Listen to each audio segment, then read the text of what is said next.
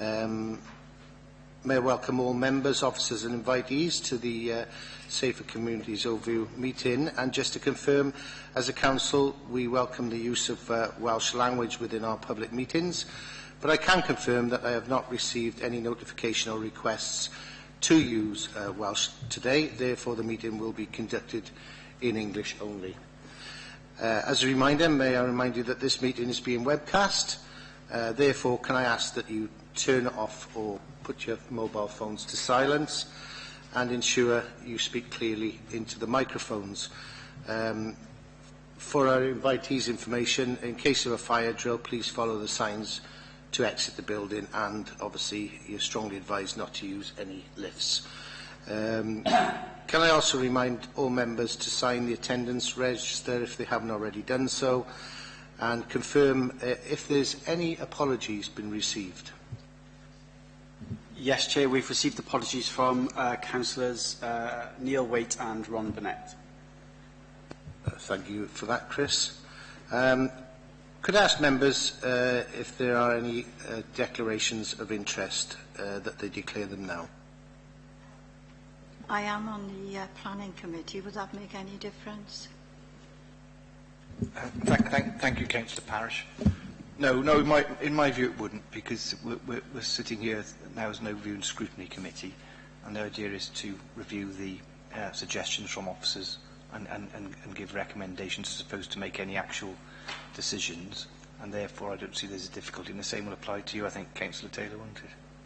Yes, that is correct. And also we are both on Pontypool Community Council who are consulted on planning issues. Yeah. I don't. My view, members, in relation to both those aspects is there's no interest to declare, not even a personal interest. All right. Thank you very much. Thanks for that, Tim. Okay, move on to the minutes of the meeting held on the 8th of December 2015, which is agenda item 3.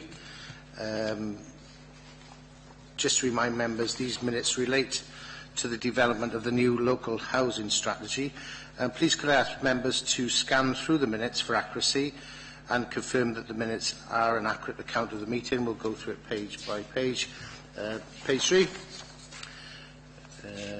Page 4, page 5, page 6 and page 7. Do I have anyone to move? Yeah, I'll move them. Thank you, Chairman, Norma. correct record. Yeah, I'll second that they're a true record. I'm glad you volunteered with the members that are here today.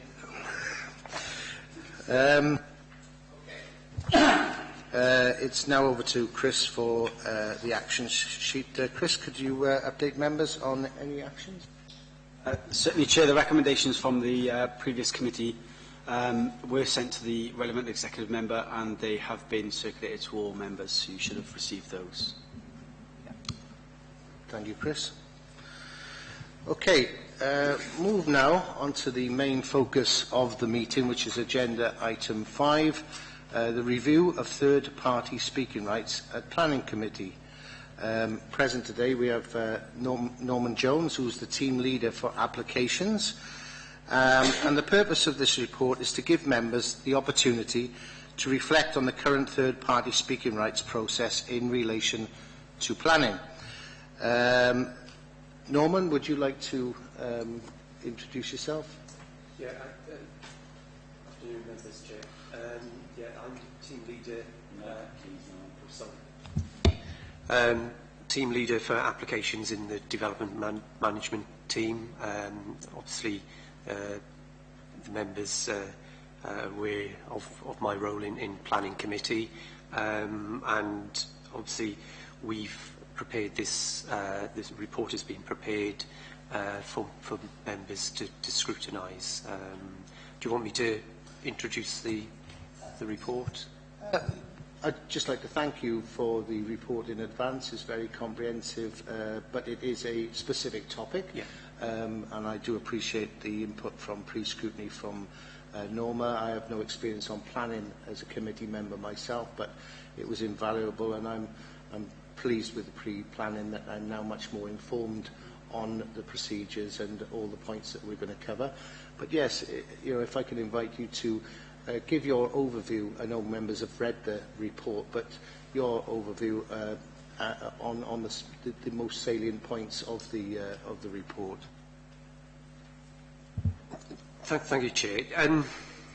As you see in the background, the third-party speaking rights were introduced back in 2002, before I joined the authority. And the main purpose of it was to allow objectors a greater opportunity to put their views across to members. And it was limited to objectors because the applicants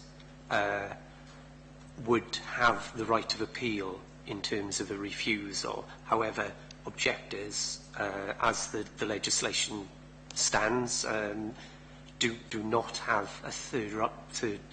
a right of appeal against a council approval. So that was really the impetus for the introduction of third-party speaking rights. Now, I think it has developed and been refined over the years. So, at the moment, objectors may speak at committee where they've previously written in, and how they should register to do so before the date of the committee. And speakers are given 5 minutes, but if they're representing a group of people, then they're allowed 10. At the present moment, they do allow visual aids, and at certain times handouts are given out by speakers prior to the meeting. Now, if there are people speaking against an application, then the applicant or agent has the right to reply, and again they're limited to 5 minutes, and that is quite strictly overseen by the legal officer. Applicants or any speakers only have the right to speak once, so if an application is deferred for any reason, applicants don't have the right to come back to committee a second time and present their case. So those are the main procedures at the moment. I think the main issue that we sometimes have problems with is the notification to objectors of their right to speak. Whilst they're aware of it, very often it's stated that they don't receive their notifications in time to allow them to arrange time off work. It's a 4 o'clock meeting, or simply that they've missed the deadline to register to speak. So that, over the years, has been an area of concern which has drawn criticism from various mainly members of the public. So we've looked at what other authorities do in relation to third-party speaking rights and how they approach it. And whilst it's a snapshot of authorities, it does seem that, given that there's access to the planning system, the public access system has now been introduced, so people can view reports online, and when it's going to planning committee online, that gives us more reason to notify residents and or potential speakers earlier in the process, when we acknowledge every representation is made, and one of the things that we could do is tell them that at that stage whether it's likely to go to planning committee, because obviously a lot of applications are dealt with under delegated powers. But if it is likely to go to committee, a target date for that committee, and then putting the onus very much on the person to find out when their application is going to committee. So the committee dates are normally, once a month, and they can, if they haven't got access to a computer, then obviously we would be able to tell them as officers, phone the office, and the officers would be able to tell them if it is going to committee or if it's likely to go to the next month's committee. So very much putting the onus back on to the speakers or potential speakers in that regard. And I think that would, one, get away from a bit of an administrative burden which currently exists right at the end of when our agenda is prepared for planning committees. Quite a busy period for us to pull the planning committee together and to have the resources and organise that. That sometimes means that there's been delays or in getting the third-party letters out on occasions, and other times I think it's just been the postal service hasn't operated, and people claim they haven't had letters early enough. So I think that is probably the main thing that we are proposing that we would like to see changed in terms of the speaking rights, as it operates, and obviously the members will have their views on that. But we feel that the way it operates at the moment, when it comes to planning committee, if we have speakers, then we will present, officers will present an application from the podium with the display of photographs of the site and plans of the site on the screen, so members will have an idea of the issues involved and a visual picture. We then I suppose the speakers will then give their comments. There will be a right of reply if that is taken up, and then it's open to members to question officers on, well, officers would respond to particular points that the speakers have made, and then the chair normally opens it up to members to, if they wish to question the officers on the points raised or any matter in the body of the report. And I think members may take a different view, but that seems to work relatively well.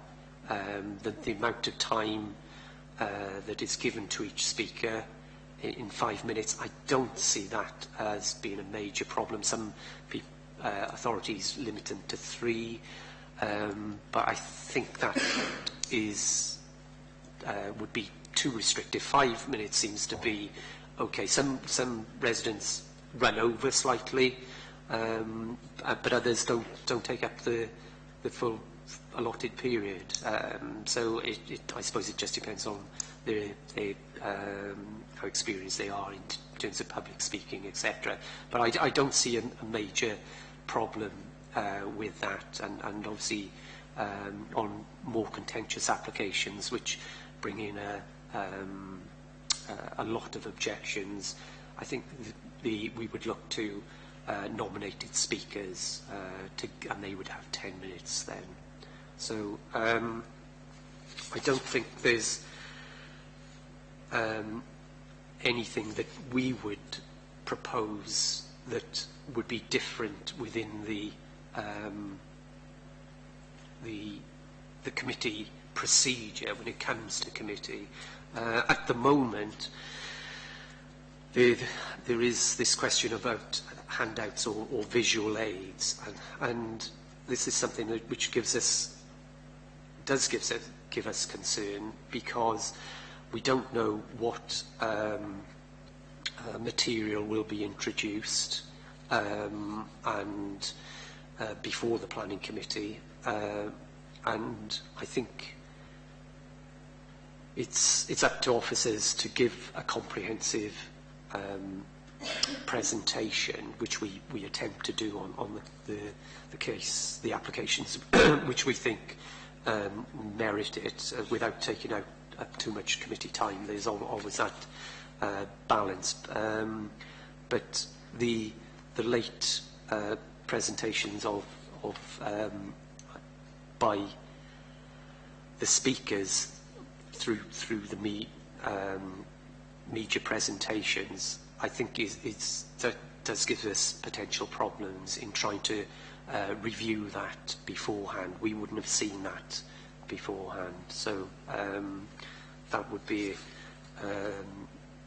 my view, and I think that's probably the main issues, Chair.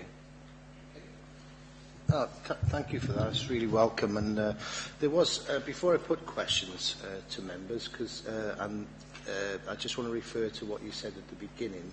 You made one point, and it's for the benefit of those watching who may not know, on a point of legislation. And you've already alluded to the fact that other authorities do things differently, different times of speaking rights. But you did touch upon, I think it was to do with the objectors and the supporters, that it's current legislation in Torfaen that supporters don't get that right as we speak, and this is something for us to scrutinise.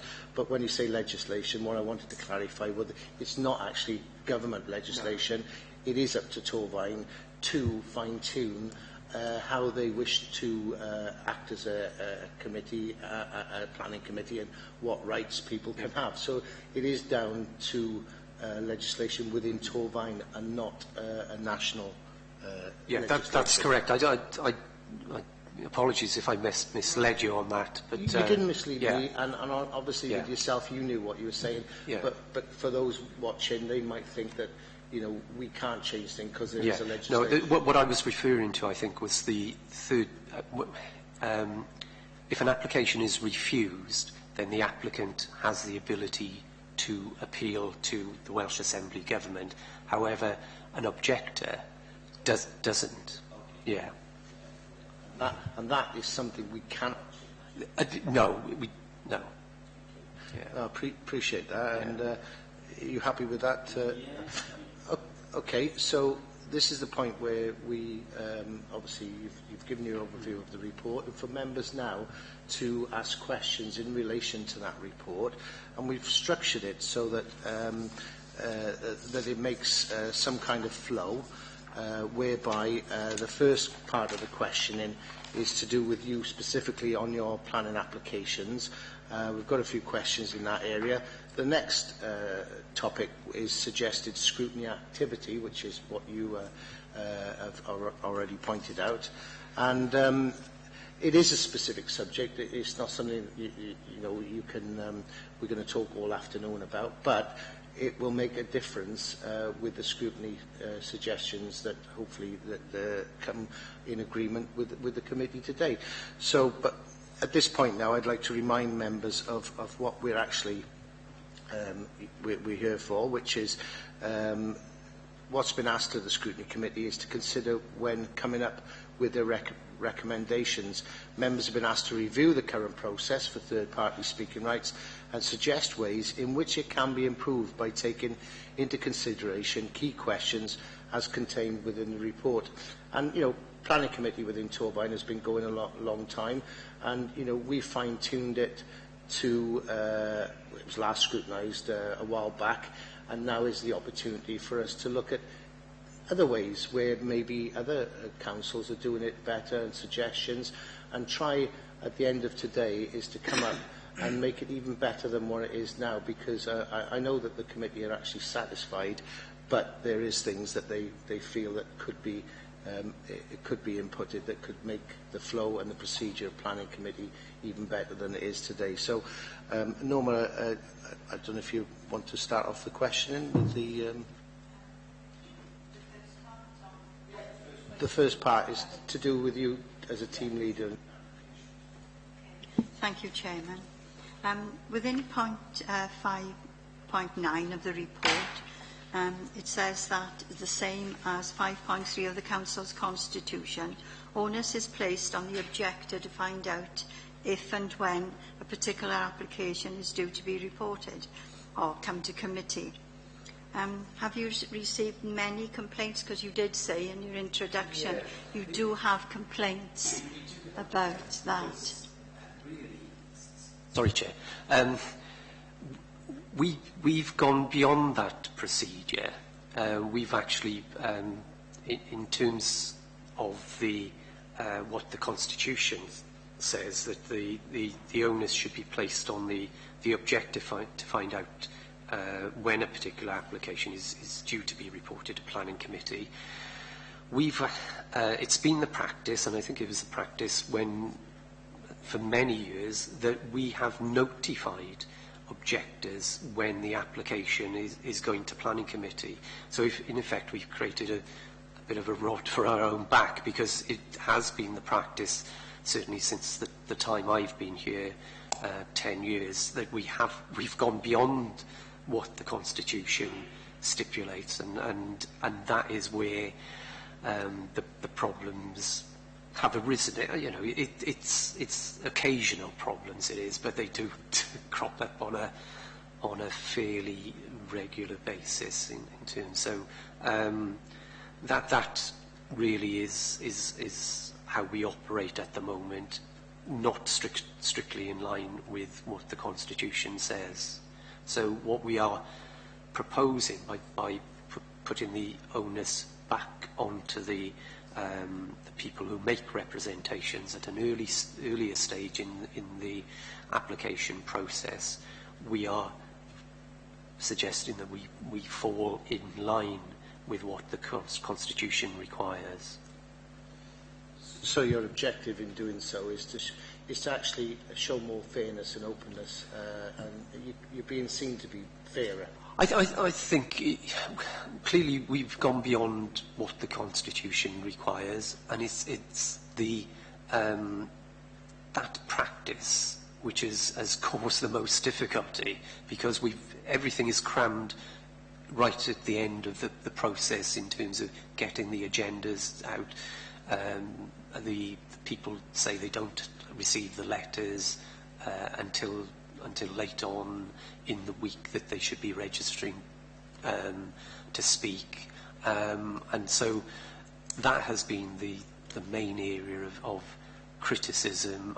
You know, I don't know if members have been aware. Certainly, obviously, Councillor Parish may be aware when you've taken over the chair, Councillor, of those issues. Yeah, I've been made aware from pre-scrutiny, so we got the problem. Hopefully, we can look at what's the solution, whether you go back to the Constitution or wherever. But this is something we hopefully will address in the questioning.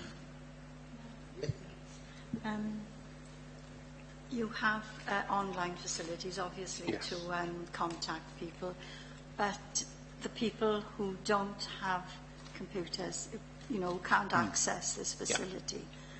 Is there anything special done for these people? They would all receive a letter of acknowledgement of their representation, and I think what we were going to propose is put the details of the council website, etc., in there, and obviously the details of contacts. It would be the case officer for them to contact and keep in touch with, so by phone, so that they would have that ability, which has been the practice, the normal practice up until we had the public access site. So, can I ask about the letters? They are sent out now, I understand, 1 week before the planning committee. Yes. Would it be possible to send them out a few days before, sort of 10 days before? The problem with that is, as I said, everything is crammed right up to the end. So what we've tried to avoid is that we don't want to send the letters out because there may be issues which arise, which mean the planning application won't go to that particular committee. So by putting the onus on the applicant or the speaker who's made representations in the acknowledgement, it means also we're only sending out one letter, because at the moment we send out an acknowledgement and then a further letter before committee. So we're potentially saving, you know, a significant amount on postage there as well. Yes, I can understand the difficulties because sometimes applications are withdrawn quite close to the committee. Absolutely. I know that through experience. And sometimes you can't avoid that, but by pushing it forward, often we're completing a planning committee, you know, on the Tuesday morning, fine tuning of reports. It very much goes down to the wire sometimes, as is the want with these things. Thank you, Norman, for the start of all this and all the information you've given us. And looking at comparing with other councils, you know, from the Vale of Glamorgan, Newport, Clwyd, all of them, we are really very good. You know, we're giving people more speaking rights. There's a lot. So and I don't know what this must be an up-to-date analysis of it all, but when people look at what other councils are offering to Torfaen, we are doing well, and we should be very, very proud of that. But going back to the question the Councillor Parish asked you, have you received many complaints from objectors? So could you tell me how many, or do we keep a record of this, please? No, I'm afraid I can't. We don't keep a record of it, other than to say, you know, it seems to be every 3 or 4 committees this issue perhaps crops up, that we get complaints that people haven't had their letter in time, etc., due to various circumstances, some outside their control, some outside our control, and then we have to take the legal advice. Often the chair of planning gets involved to make a decision as to whether they should be allowed to exercise their rights.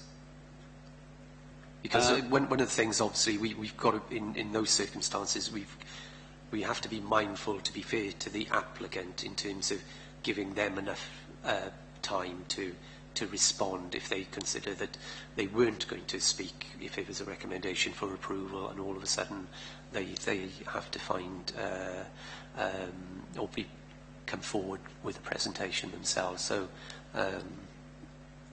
yeah, but we don't have an exact record, I'm afraid.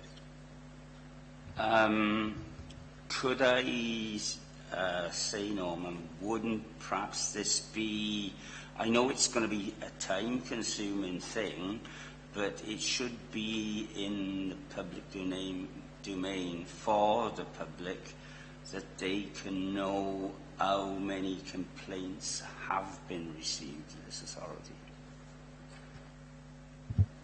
In terms of the complaints, I don't think they're anything formal. I can't remember a formal complaint being made on that basis. So it is one of these complaints that doesn't reach a formal stage, and that's why we don't necessarily keep a record of them.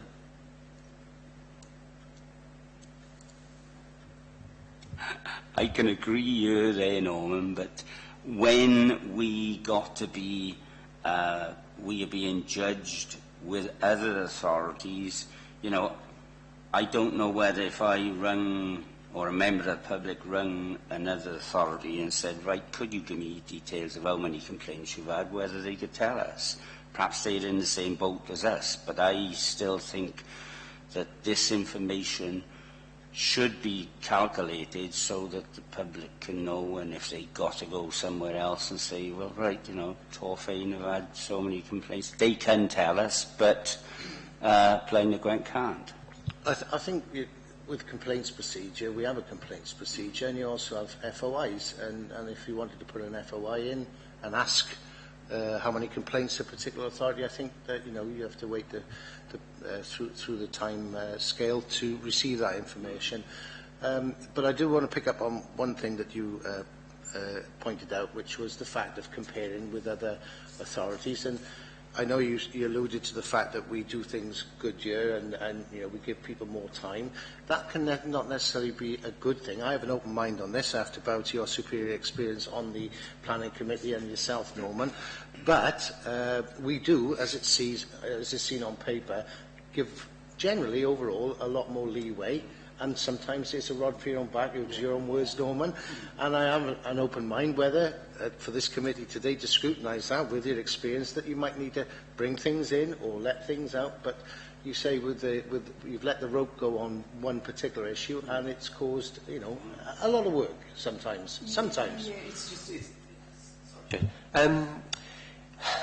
it just causes disruption immediately before, you know, committee leading up to it, and it might be, you know, on the planning committees on the Tuesday, we may get aggrieved residents who haven't been allowed to speak or registered late from the Monday. So that issue is just hanging around up until the committee, which is at 4 o'clock on the Tuesday.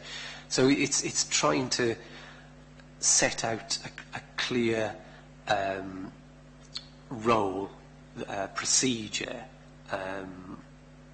which avoids that late registration of people wishing to speak and missing that deadline. So I think we've been guilty that in creating that practice that has gone on over and above what the Constitution says, but that was done for probably good reasons in keeping people informed, and it's just hasn't been reviewed, and probably that it's important that we do that in light of particularly the access that members of the public have to the planning system online.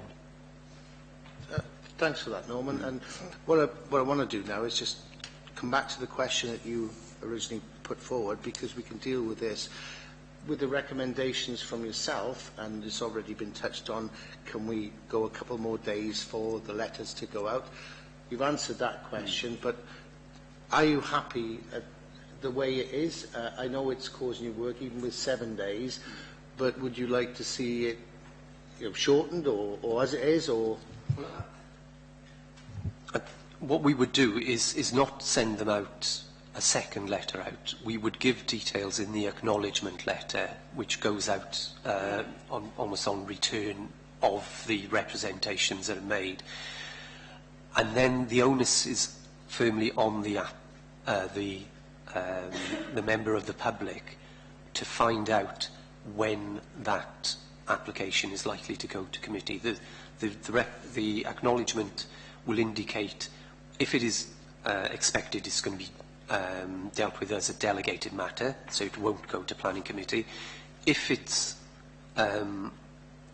allocated to go to planning committee, the target date for that committee. If it doesn't make that target date, they're advised to view the website or phone the office. So in the council's reply then, there is a target date that's put on, but Yes. it doesn't necessarily mean that that is the date. Yeah. But you do know in advance, and are they quarterly, or are they the planning meetings?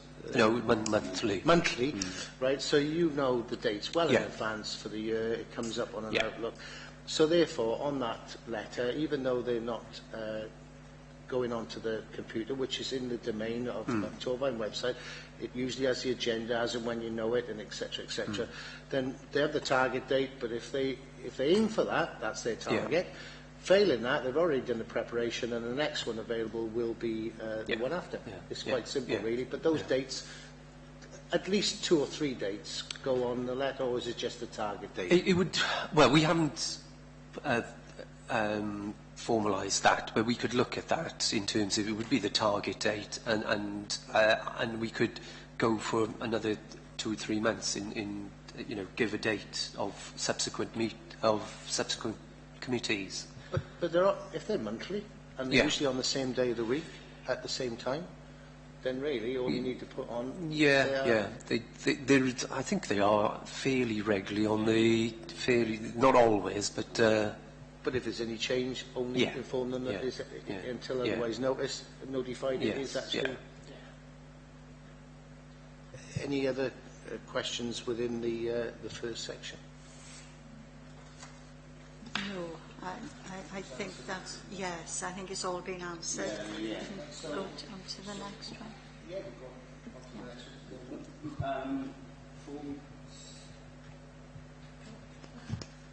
Right. We have covered a lot of this, Norman, but all right, you've got the people that can do it online, but then we've also got to consider the people that are not online, and they've got to do it in by letter. The problem is today, the posts are not always on time, and I don't know, as far as how the council works, have we got enough people to be able to be dealing with all of this? So when you send these letters out, I think years ago perhaps it used to be done by registered letter, but because of the cost that isn't done now. But can you go back to say how you think we could improve this? Before you do it, I think what Barry's trying to say is you don't just have a manual or the letter or snail mail as it's called. You probably have a preferred choice of communication from the applicant, and so therefore it could be by phone, text, or by email as well. If they made representations. Sorry, Chair. If they made representations by email, then that would be the preferred method. However, if it is by conventional letter, then they would receive a letter of acknowledgement with the details of the procedure to be followed and the likelihood of a committee date at that time. That's how I envisage it could potentially be improved. So really, you're exhausting every single avenue that's available in today's modern communication world. Well, I think that's what we receive them by email. We don't receive them. It's either by email or by letter, and so we're responding accordingly in that manner. I'm happy with that. There's no other. There's nothing else you can do other than what you're doing in that respect. Yeah. Norman, if an objector wants he writes in and wants to object, and for some reason he's working, he can't get you, how do we facilitate that? Would we turn around and say, well, right, we can put it off to another committee, or how do we deal with an issue like that? This has been the issue when we've had these problems of people receiving late notification that it is going to planning committee.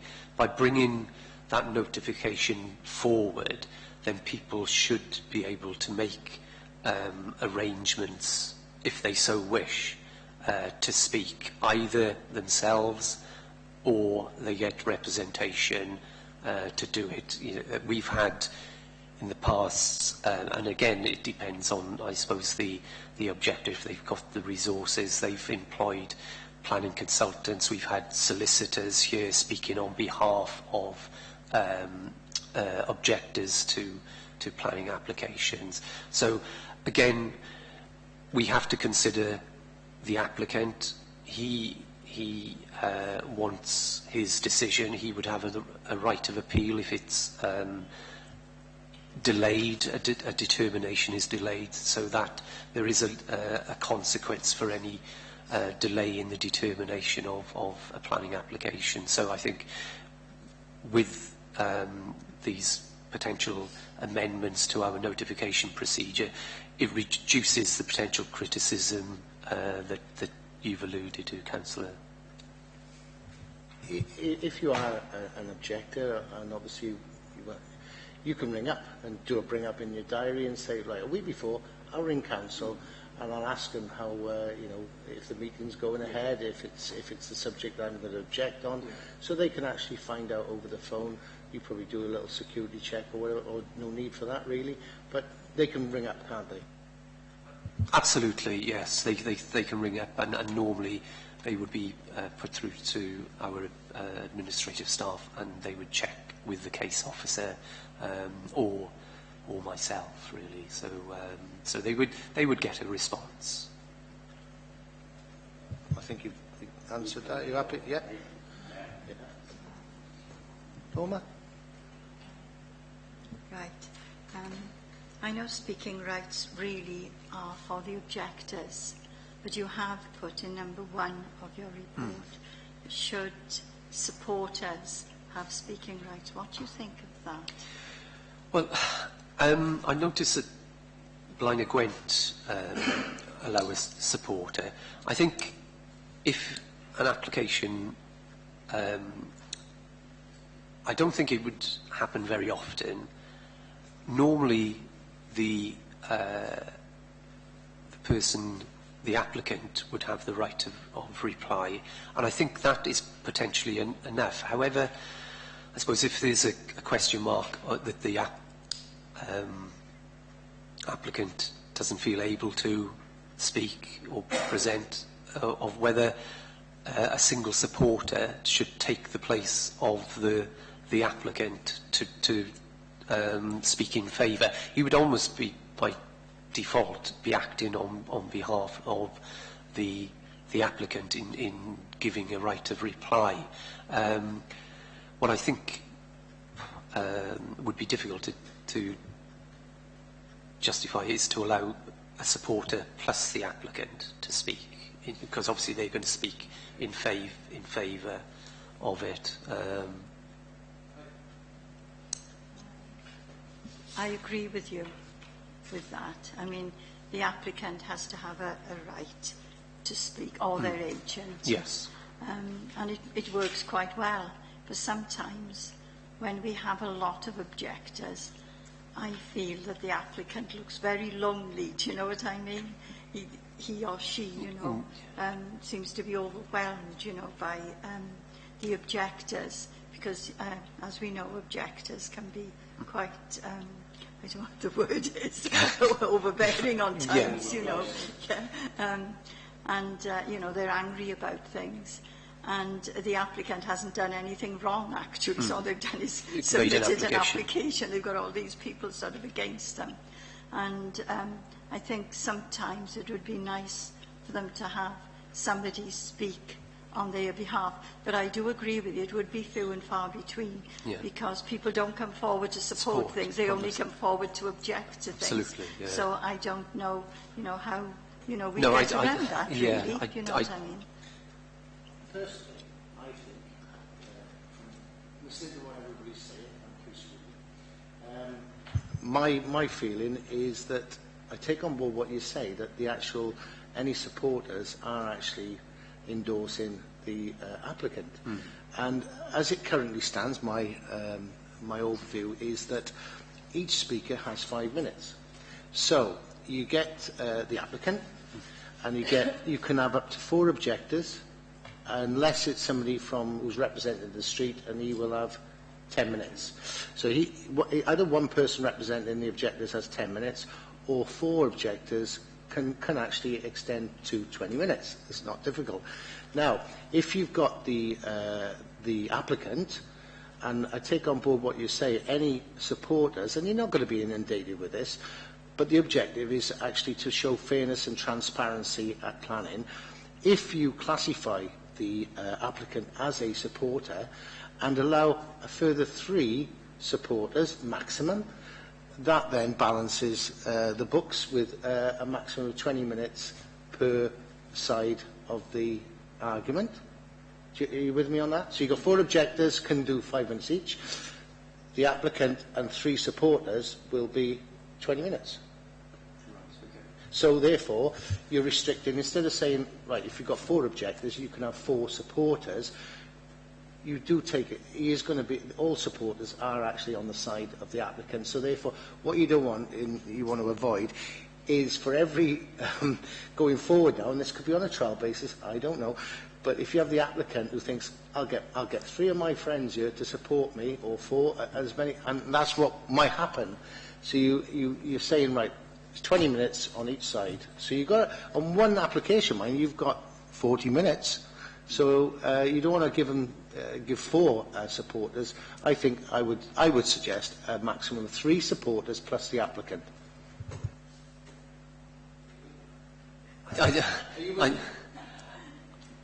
I am with you, but I think we'd be here for hours and hours going through that. But yeah, to be fair, you know, yeah, I'm not going to say, no, we shouldn't have somebody supporting to speak, you know, as well as objectors, but we've got to get a balance, if you know what I mean. Yeah. But you have to put a restriction on how many. What that restriction is what we're talking about now. To show fairness, and you already have alluded to the fact that you don't see a big take-up on this, but you don't like that applicant being lonely. But a maximum of 3. Now, if during every application you end up with 3 supporters, then we might have to rein it in if it does. But do you see that happening, or is it better for us just to see how it goes with the option, you know, and then review it at a later date? I take the point. I don't think it would happen on very rare occasions, and obviously the issue that you said was that, you know, the applicant might get 3 of his friends, etc., to come along. I think in that sort of situation we'd have to perhaps closely scrutinise that they've made representations within the 21 days of publicity, not simply to add to the case at committee. But that would be for us as a department to scrutinise, you know, were they legitimate, or was they just drumming up support at the last minute? And I think, yeah. But I take the point, and I don't think if that was expanded, it would be taken up on very few occasions.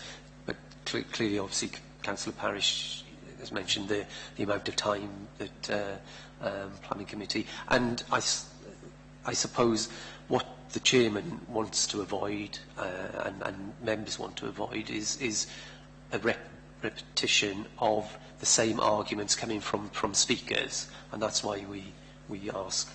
Here lies the rod for your own back syndrome again. However, I think in principle, members here and yourself are in agreement that they should have the right to a supporter at least, but how far do you extend that? And is this something that you give you know, the decision to yourselves, rather than them repeating the same thing? You know, they could have a support, for instance, on the fact that it would be nice for the area and it's aesthetically pleasing or whatever. But if they're all going to say the same thing, then really that's more moral support than actually an argumentative support. So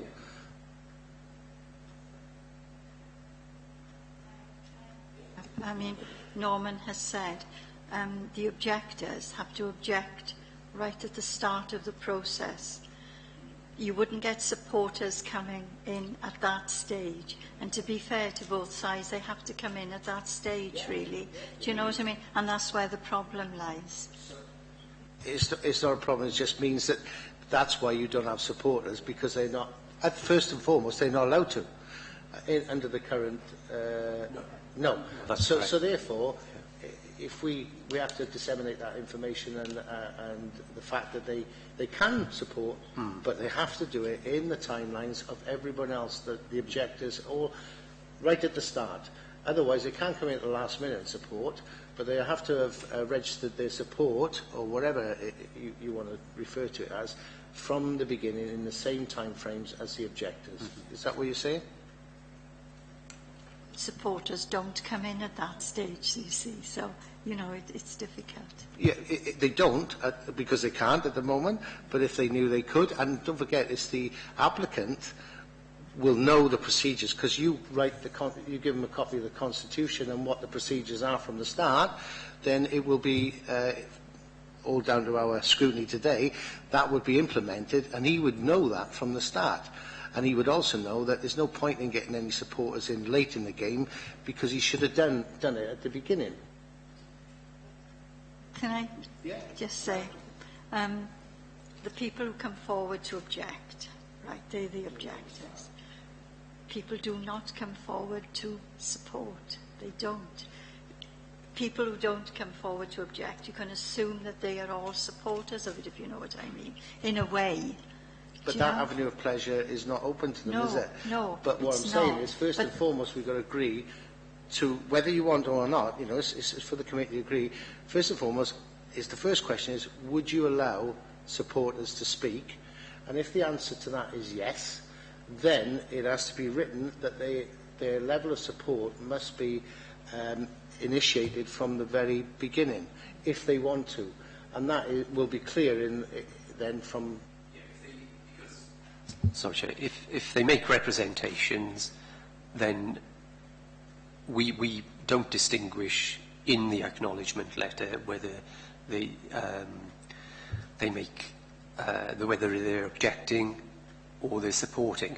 And some letters we get are difficult. They just make comments which don't really suggest whether they're in favour or against it. They've got concerns about this and this, and are fairly neutral. In terms of the point that Councillor Parish has made, we do get people coming forward with comments supporting certain applications. So it does happen, but I take the point that probably 99% of letters we receive are probably objections. Again, I haven't got the figures, Councillor, for that to confirm, but you know, that's.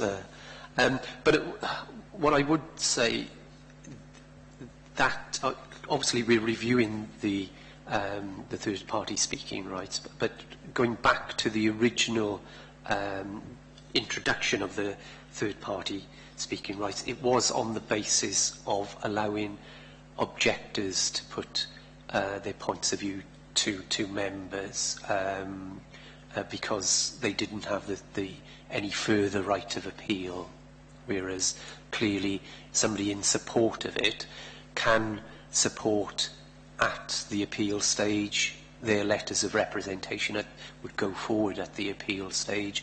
If it came to a public inquiry or a hearing, the applicant, they can attend that in support and speak in support. So it's that basis of allowing objectors to put their views, comments to members. That was the original basis for the introduction of third-party speaking rights.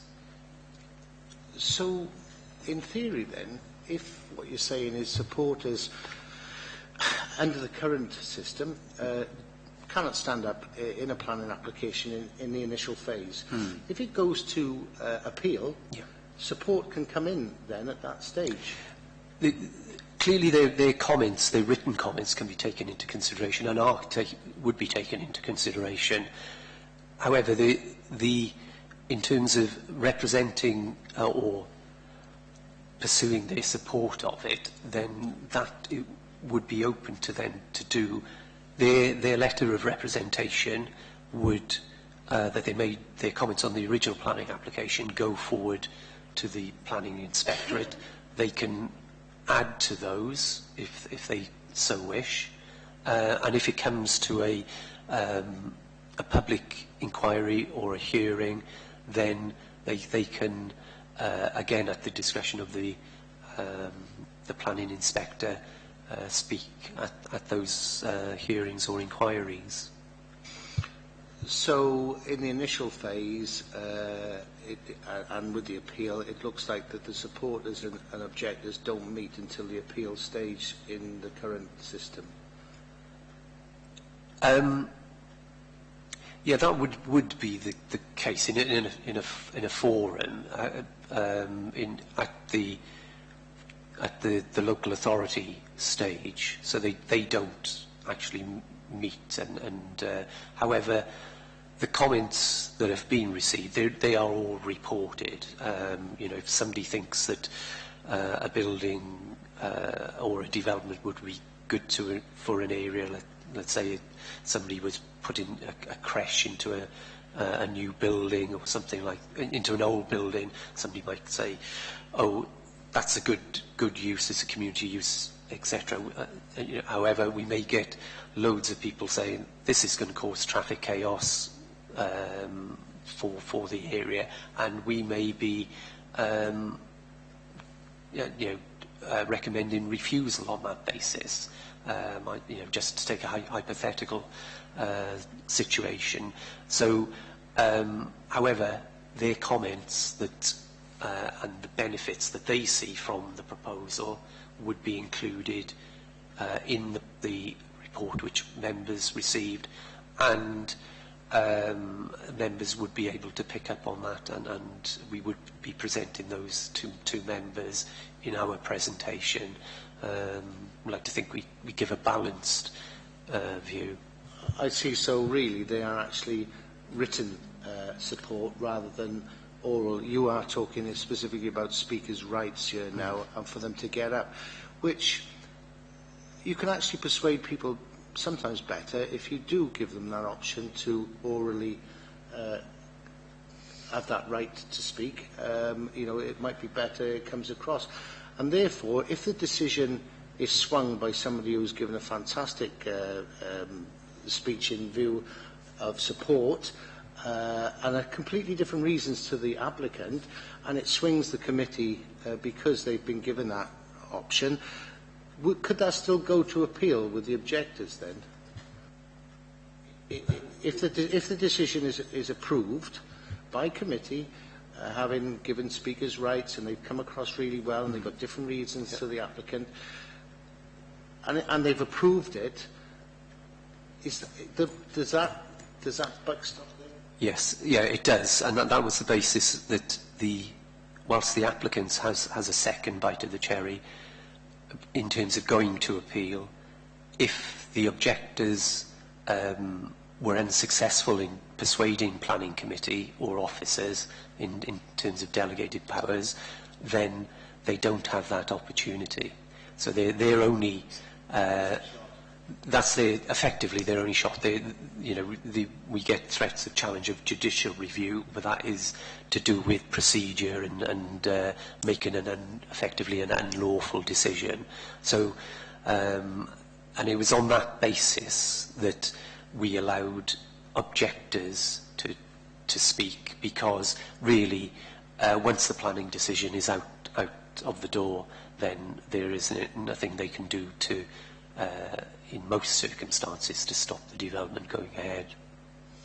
If the committee were in agreement that speakers' rights for supporters was a good thing, on a legal point, is it legal to give that? Does anybody give speakers' rights to supporters? Yeah, there's Blaenau Gwent to it.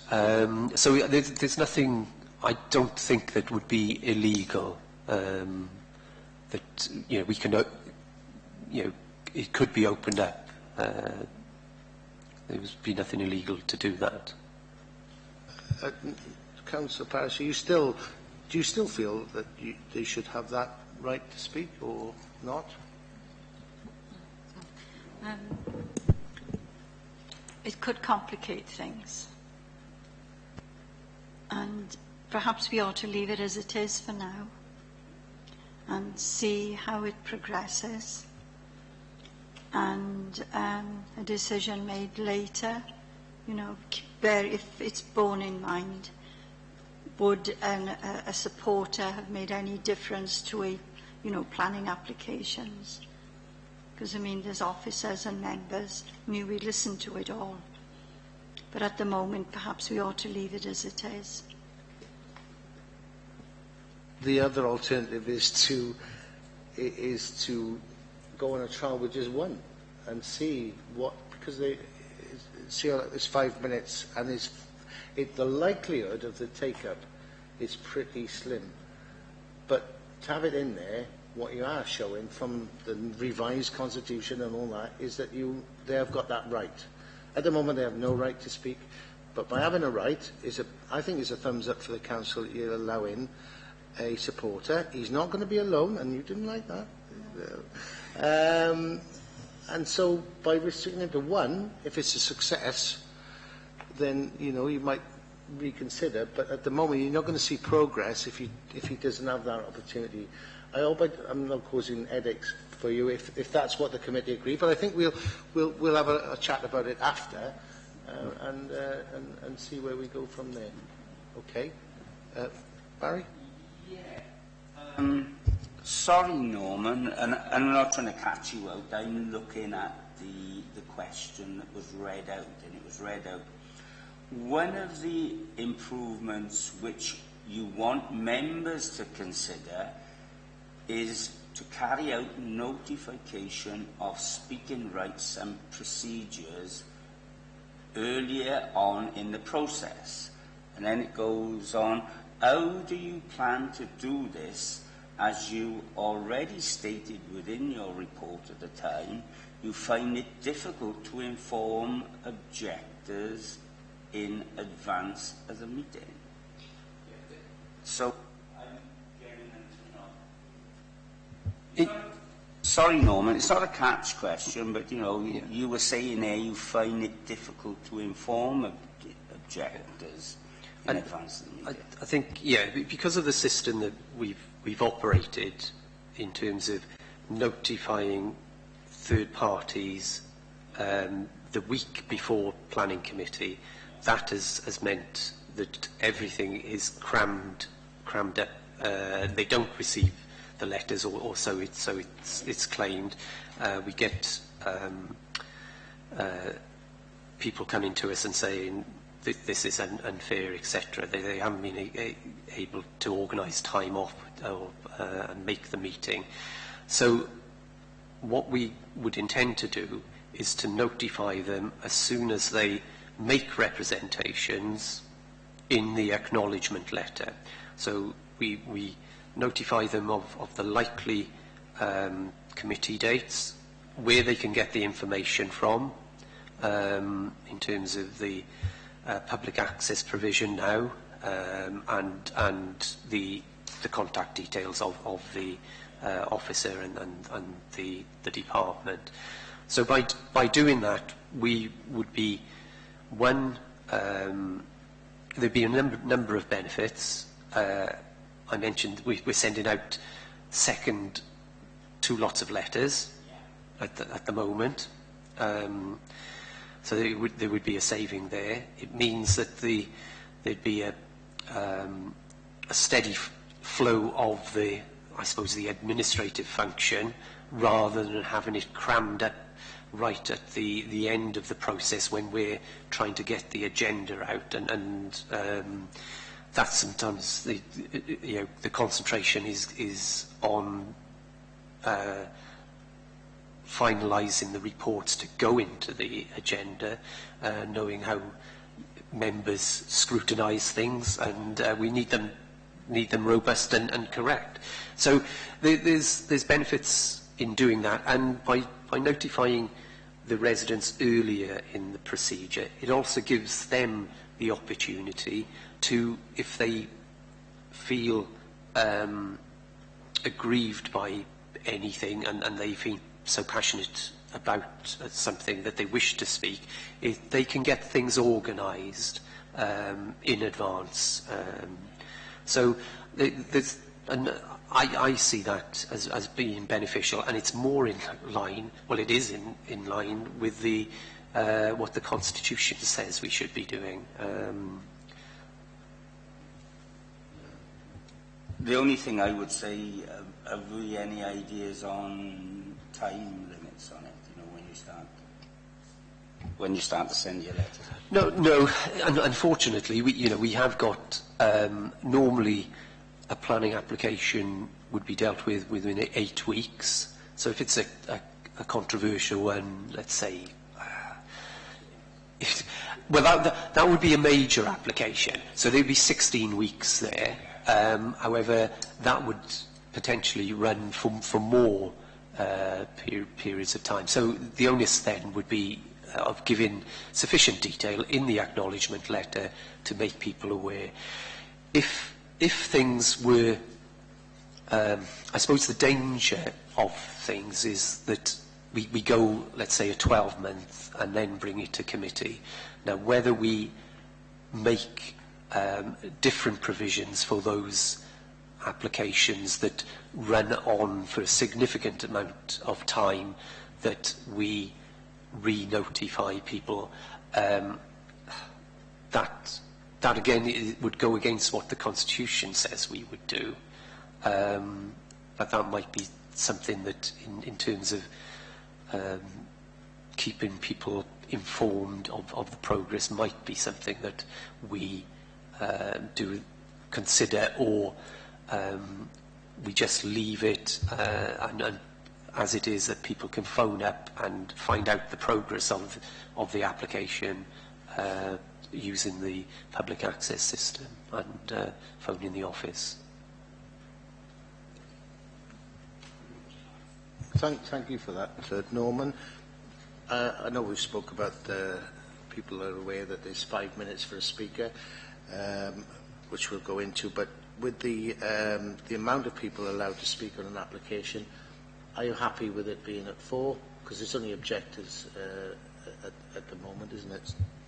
I think it hasn't caused too many problems, Chair. Very rarely we get up to 4. I think the Chairman, we try and limit it so that, again, they are talking on separate matters, but that is sometimes difficult to police. But I don't think it takes up too much time from members. We've had a reduction overall, except for recently, in terms of council applications, of the number of planning applications going to planning committee, which allows members more time to scrutinise particularly important and sensitive applications, which I think is good. They scrutinise more rigorously, and the speakers, I suppose, they're a part and parcel of that in terms of the input to the final decision. No, I appreciate that, and it just moves naturally into the next question. When they actually stood up there, are you happy that 5 minutes is for an individual and 10 minutes for a representative? Are you happy for that still? Yeah, absolutely. That seems to work well, and I think it's a reasonable period. Yeah, some people like to speak longer. We've had a few little incidents, but you know, it's a lot of them don't practice that 5 minutes prior. No, absolutely, yeah. And they're given a warning, 1 minute to go warning, so it's fair enough. It does cause a bit of embarrassment sometimes, but on the whole, it works well. That's pretty clear on that one then. Norma? 5 minutes is fine. I mean, you know, you can say a lot in 5 minutes, a great deal, you know, if it's concentrated, so that's great. Depending on who's speaking. Depending on who's speaking, yes, yes, but I'd leave it at 5. I think it's generous. Yeah. You want to go to the next one? Should speakers be allowed to use electronic presentation and or circulate material to members of the Planning Committee? Now, members of the Planning Committee, as you know, we get emails, which nobody can stop that coming to members. We also get a lot of things in our pigeonholes, you know, which we can't stop that either. But the electronic presentations, you did touch on it, and there was a point you brought up. The officers have to respond to everything, and if something comes up that was unexpected or, you know, is a really local issue that perhaps the planning officer wouldn't know about, I think it makes it very awkward for them. I think if electronic presentations were allowed, I think the planning officer should see them beforehand. Now, whether there's time for them to look at these things, I don't know. But to me, a fair you know, presentation should be seen by the people who have to answer to the presentations. Just before you answer, because it'll just add a little bit to what Norma's saying, currently you have speakers up there. You don't get to see what they're actually going to say verbatim, do you? You've got a general idea they're an objector, so they're going to be against it. The content of which you don't see.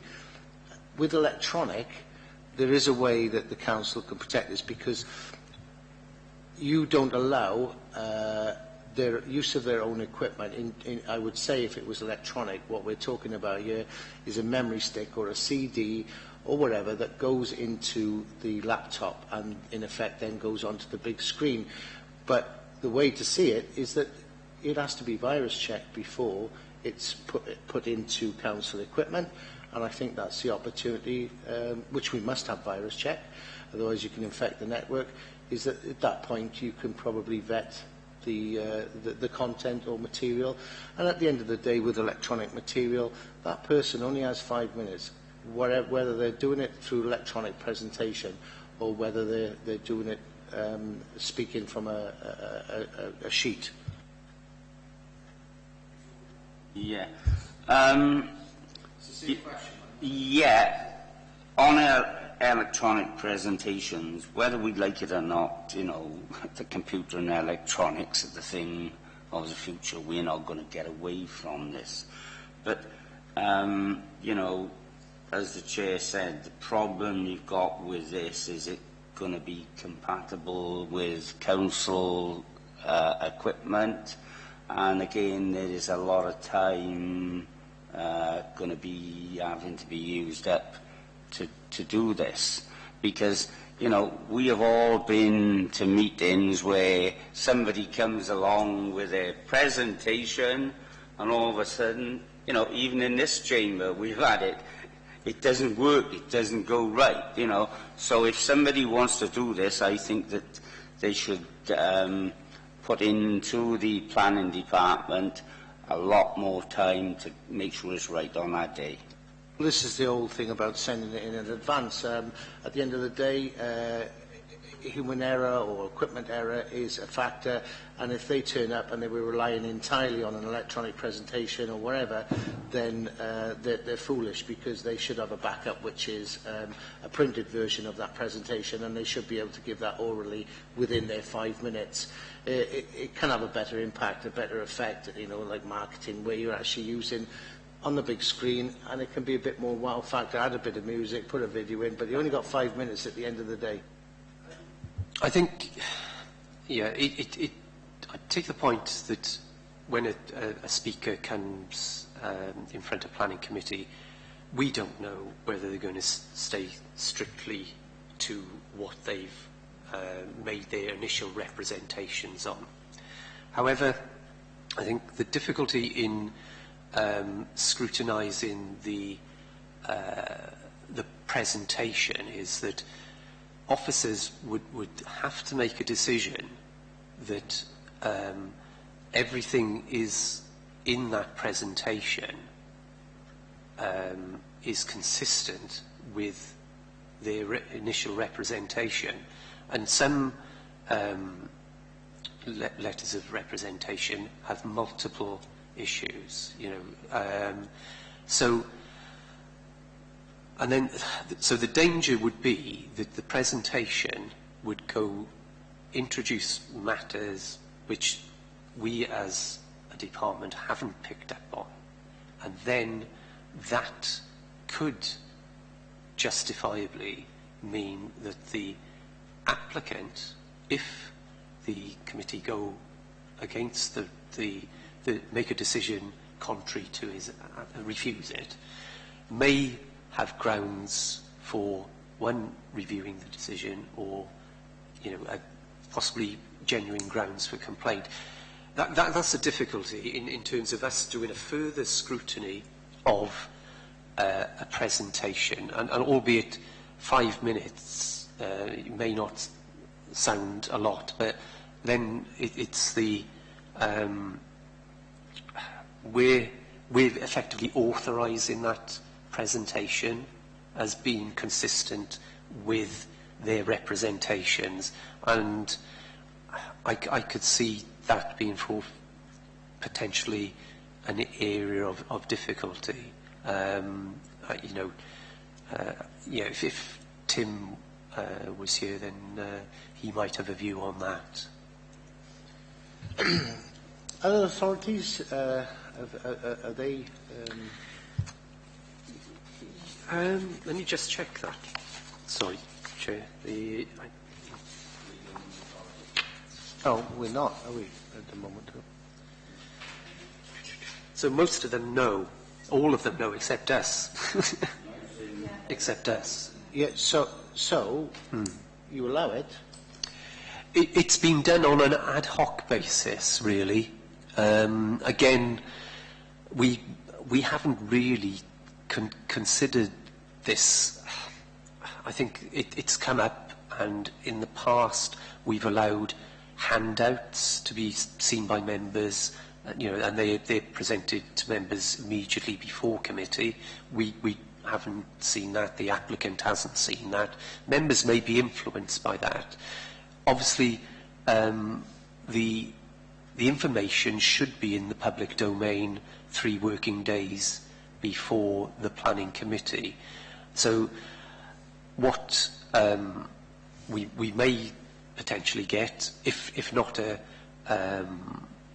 complaint against the decision, we may get an applicant who has the right of reply coming down and sitting in the chair and saying,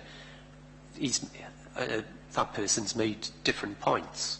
I want this, you know, deferred. It's not following due process from his point of view. There's a number of areas here that this bounces out on is with the fact at the moment you can get packs like that, as you said before, Norma, in your pigeonhole on the morning, no time to read it, but the objective is for that person who put that pack in there is to influence your decision their way. And that to me is what I would do if I was actually trying to influence somebody's decision my way. But on fairness, it's not very fair, and I think with the electronic all I like about the electronic side of it, it is a modern tool to get your view across. Now, I see no problem with restricting it to one, rather than having videos, because what you don't want on webcast is a video goes up there, it has absolutely, nobody's seen it except the person, and it's a party political broadcast on behalf of the Monster Looney Party or whatever. That's the last thing you want. But if that presentation, and it is only a presentation as far as an electronic presentation, is allowed, that can actually, as you are aware, with Microsoft Presentation, be printed off into Word format, into paper format, in other words PDF, and it can be put on the... You can't put a video on there as such, you could, but it's more difficult. But it forms part of the pack, because you said the public should be aware of what that presentation is in advance. because you can, when you're doing a presentation, you do it up on the screen using Microsoft Presentation, but you can also print out handout. You've seen that, which we do. You do it, and the handout version can go onto the agenda and reports pack or wherever for planning. Are you with me on that?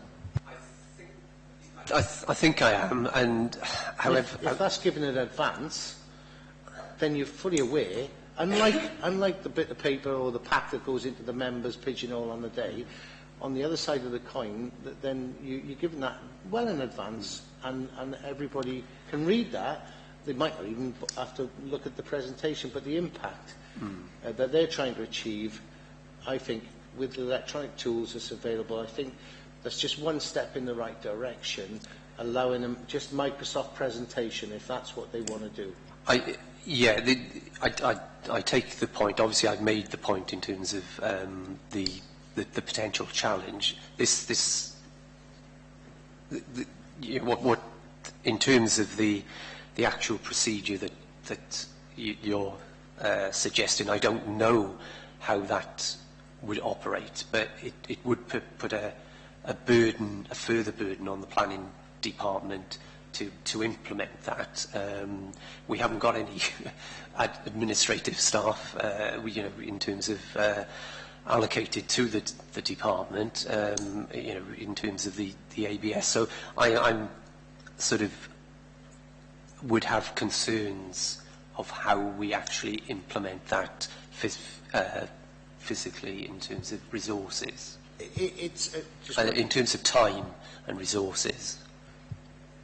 I think it's a fair assumption that if somebody is willing to use or make use of the tools in way of electronic presentation, it's a fair assumption that they're IT literate, and the most basic thing that they can do is to provide an advanced copy electronically via email as an attachment of the presentation that they want to put on in their 5 minutes or whatever, and send that in advance. So really you receive it electronically, rather like a Word document for somebody who's reading out their particular... I suppose the difficulty from that point of view, in terms of notifying members of the public of that or procedure, again, they would be notified in the acknowledgement letter, and if that procedure was brought in, information relating to that could be included. However, the difficulty then is the agenda wouldn't be published until a week before, so it's only then that the recommendation would be known, and therefore any presentation that they may wish to prepare would be after the publication of the agenda.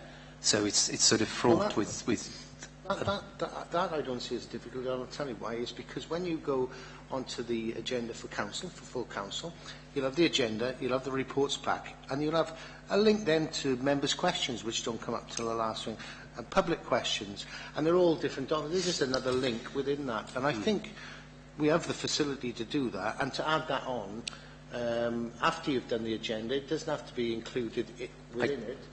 I don't know. Yeah, it's just something I think. Yeah, I think should. And again, we would have to seek legal confirmation, but I think it may fall foul of the access for information issue for the planning department.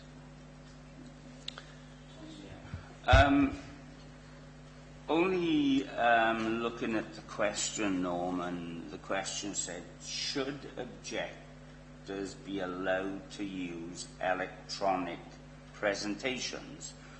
Then it goes on to say, and or circulated material to members of the planning committee.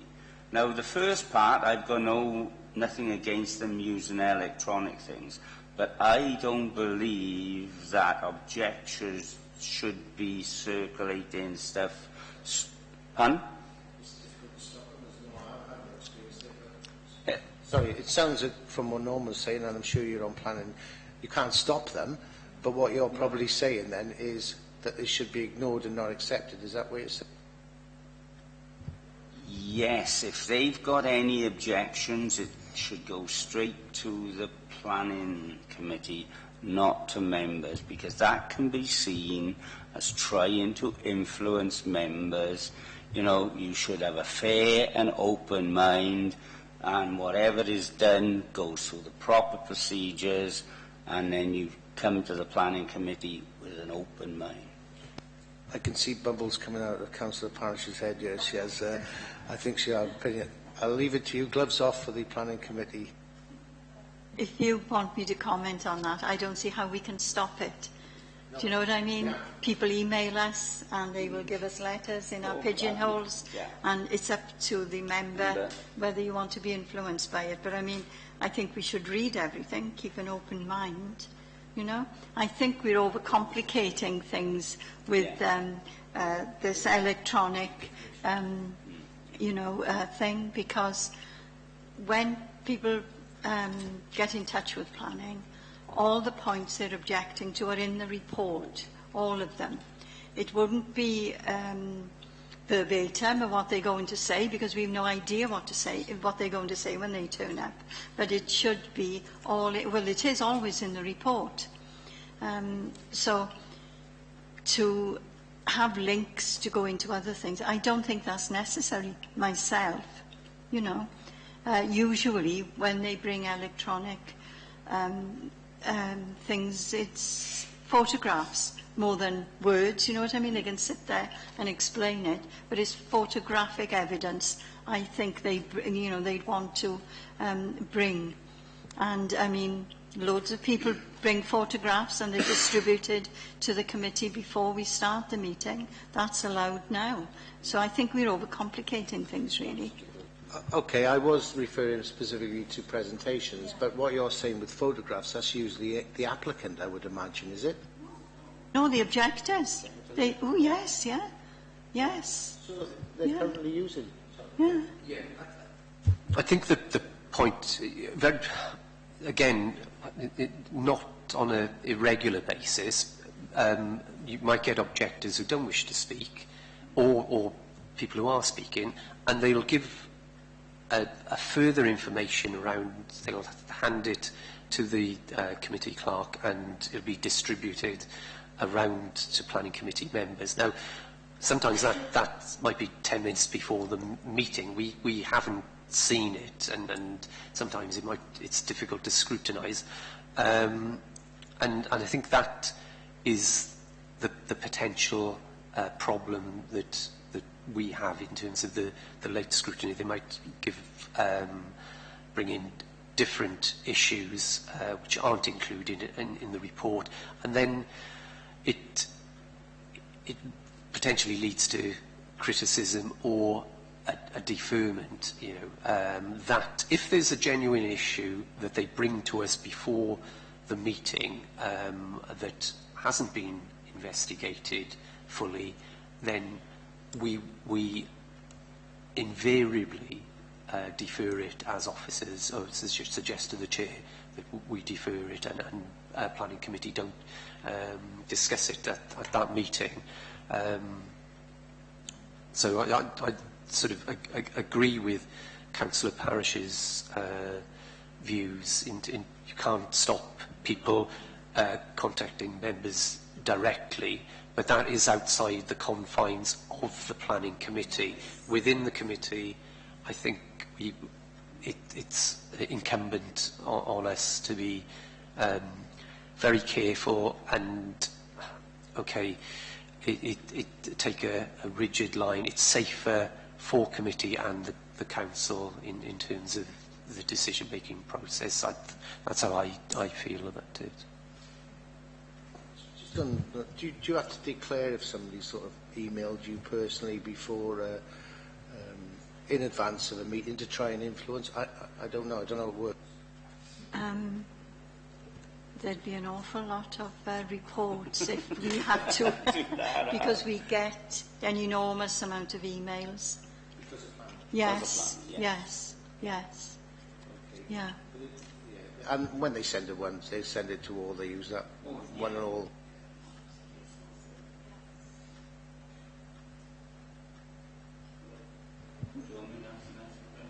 If you wouldn't mind.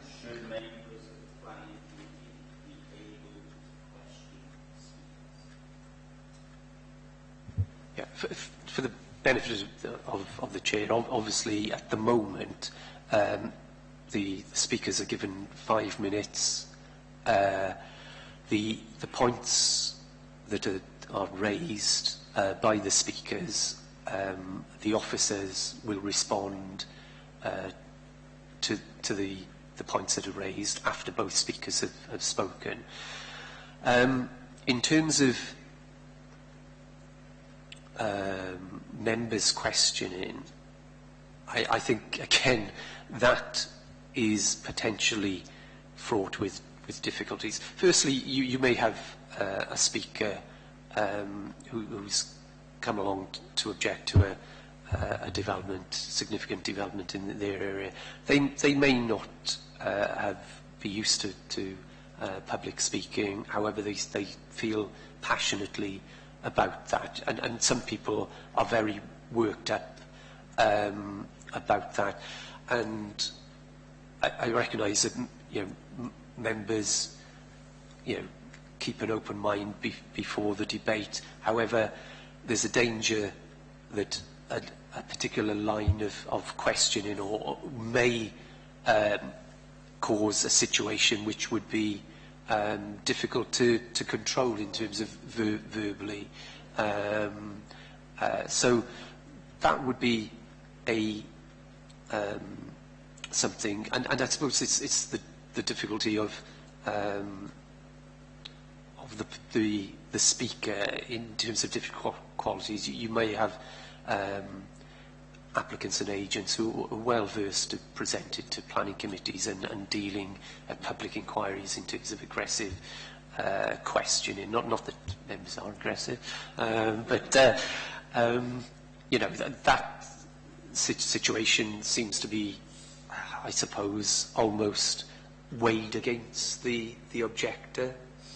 I agree. I spoke at length with Councillor Parish in the pre-agenda, and initially I was quite open-minded and thought, well, in the interest of fairness, perhaps you should. However, when that speaker has 5 minutes, and you see politicians do it all the time, they're asked a question, and what they're doing is extending that 5 minutes on the subject matter they want to talk about until you take that rugby ball off them. You've given them the ball, they'll run with it, and they're not going to answer your question, but you're actually giving them a lot longer to support their main objective, and I think it would be a bit of a rod for your own back, and I think I don't think you're giving them extra allotted time, and I think that would be counterproductive myself. Yeah, I agree. Particularly if there's going to be multiple questions from members. One question would and one answer will lead on to another question potentially. So. I think it'll make it more like a hearing rather than somebody just coming in to convey their objections. I don't think it's fair on speakers to have members asking them questions. They make it quite clear why they're here, what they're objecting to. Sometimes the chairman will ask the speaker to clarify something or something like that, and sometimes the speaker will ask the chairman a question or something. It's up to the chairman how they handle that, but I don't think members ought to be allowed to have a free-for-all, no. My question again, do other authorities allow this?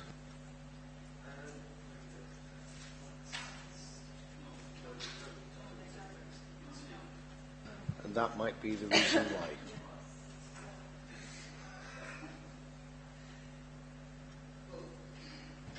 I really appreciate the question answer that you've given us and the report, and I think we've got certainly enough to hopefully discuss, at the last part of the meeting, and make some recommendations. And I hope those recommendations are seen in the light that they're meant to, which is to improve the current, already ticking over nicely, system that we have in place. So, Norman, I don't think there's anything else from me, but from other committee members, is there any further questions? Or do you, Norman, think that you were prepared for a question that wasn't asked? Is there anything that you think you'd like to add? Really comprehensive, Chair. It's been very useful from my point of view to hear the thoughts of the members and yourself, really. So appreciated. And Chair, as I've said before, Norman, our authority seems to be doing good. We've given this a good airing this afternoon. It's on webcam. Nothing has been hidden from the public. And if there are improvements, we're all here to try and improve it. And, thanks for answering the questions as honestly as you can, Norman. Thank you very much, Norman, and I'm sure we'll be in touch. But great, thanks very much for your time. Thank you.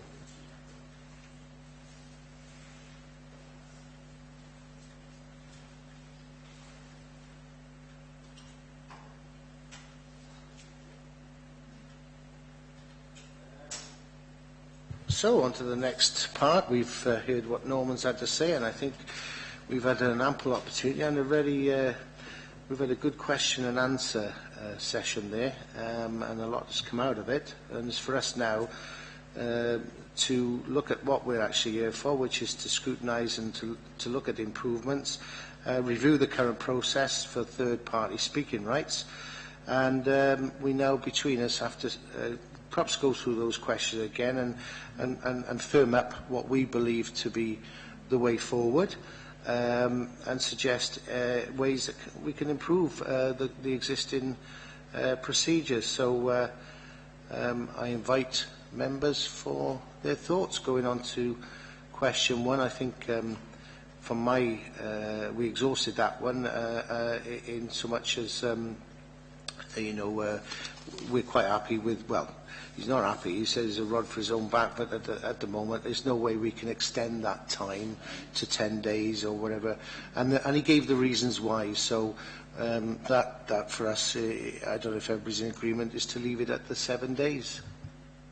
Yes, the officer said they send one letter out now with all the relevant information, and the process, if the objectors want to speak, I think that's fair. Yeah, I don't think they can do anything else. That's fair.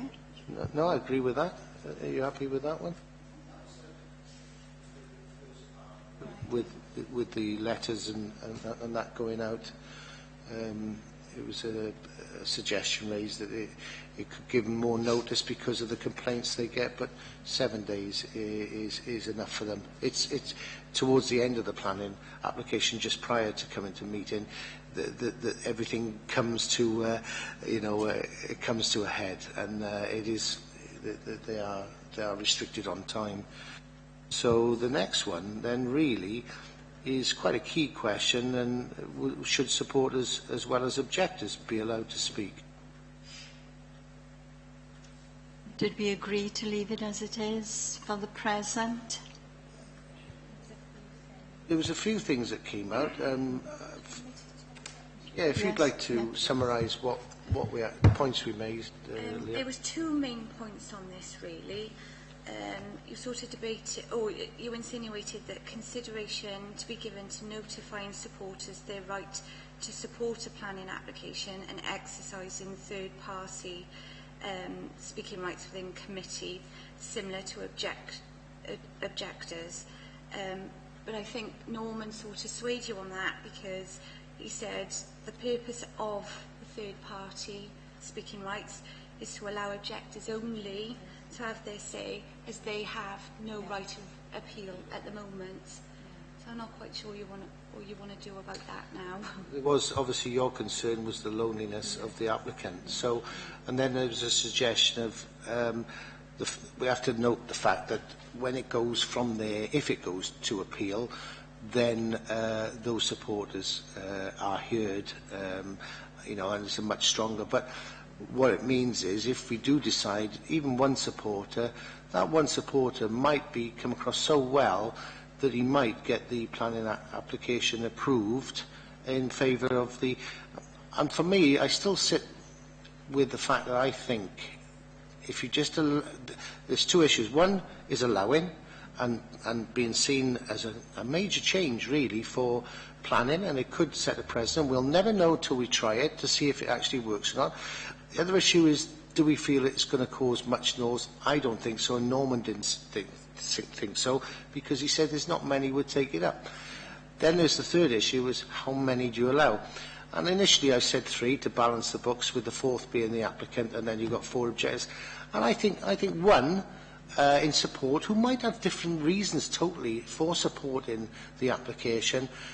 And I think it'd be a good guinea pig, you know, experiment or whatever, to see it. And you never know, we could be setting the precedents for it to, if it works, for it to be implemented by other councils. I'm more concerned of our council, but I think it's worth a try. I don't know, to show balance and to stop that loneliness. Go along with that, but the problem is the objectors come in at the beginning of the process to object, and supporters don't really, as Norman said, very few and far in between. They'll get a letter of support or somebody, you know, supporting it. So that's where the problem lies, and yet they can't bring supporters in at a later stage. And I think that's what I was trying to say in the recommendation initially. If you're going to put this recommendation forward, then prior to doing that, you need to ask them to consider notifying the supporters of their right to exercise their third-party speaking rights. There'll be a little bit of work to be done, at I see, in that it would have to be built into the Constitution, so that and we looked at this. When an applicant makes an application, he sees a full list of timelines and procedures, and it just included at the beginning. So if he feels he wants a bit of moral support, and don't forget, as he said, not everybody's good at public speaking, and they might need a little bit on their shoulder, but they have the right to support that application. It's only a matter of writing it in, getting it rubber stamped, and you can see from the outset that if he wants support, if they don't come in at the same time as the applicants, as the objectors at the beginning, then unfortunately you can't bring them up at the last minute. But it is in there to show fairness and transparency that he can have a supporter, but one that I think from the outset, yeah. One is obviously, yes, we agree to having speakers' rights for supporters, but it will follow the same timelines as objectors, and from the outset, and not to be able to come in at the last minute.